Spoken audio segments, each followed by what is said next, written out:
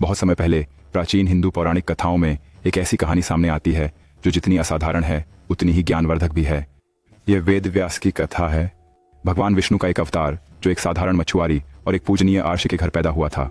कहानी की शुरुआत पराशर से होती है, जो अपनी बुद्धि और ज्ञान के लिए जाने जाने वाले एक प्रतिष्ठित आर्षि थे, जो एक यात्रा के दौरान सत्यवती से मिले, जो एक मछुआरी थी और लोगों को नदी पार कराती थी। उसकी सुंदरता और पवित्रता से प्रभावित होकर पराशर ने उसके सामने विवाह का प्रस्ताव रखा, जिसे उसने एक शर्त पर स्वीकार कर लिया। वह कुंवारी रहना चाहती थी। पराशर की शक्ति इतनी अधिक थी कि उन्होंने उनके मिलन को ढकने के लिए घना कोहरा उत्पन्न कर दिया और इस रहस्यमय मिलन से वेद व्यास का जन्म हुआ। कृष्ण द्वैपायन व्यास के रूप में जन्मे उन्हें वेदों का वर्गीकरण करने वाला व्यक्ति बनना था, जिससे उन्हें वेद व्यास नाम मिला। दिव्य अंतर्दृष्टि और असाधारण ज्ञान से संपन्न वह हिंदू पौराणिक कथाओं में सबसे अधिक पूजनीय संतों में से एक बन गए। हिंदू साहित्य में वेद व्यास का योगदान अद्वितीय है।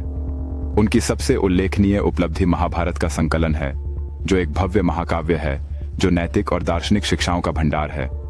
इसके अलावा उन्हें वेदों को 4 भागों ऋग्वेद, सामवेद, यजुर्वेद और अथर्ववेद में विभाजित करने और पुराणों की रचना करने का श्रेय भी दिया जाता है, जो ब्रह्मांड संबंधी, वंशावली और पौराणिक कथाओं से भरे प्राचीन ग्रंथ हैं। वेद व्यास का जीवन ज्ञान को संरक्षित करने और प्रसारित करने के उनके अथक प्रयासों से चिह्नित था। उनकी दिव्य बुद्धि ने सुनिश्चित किया कि प्राचीन ऋषियों की शिक्षाएं और वेदों का गहन ज्ञान युगों युगों तक पहुंचाया जाएगा। वेद व्यास का प्राकट्य एक दैवीय हस्तक्षेप का प्रतीक है, जो हिंदू पौराणिक कथाओं में एक महत्वपूर्ण घटना है, जो ब्रह्मांड के पवित्र ज्ञान की रक्षा और प्रचार प्रसार के लिए आयोजित की गई थी।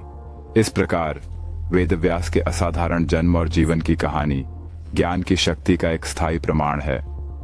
दैवी हस्तक्षेप का महत्व और हिंदू पौराणिक कथाओं का कालातीत ज्ञान।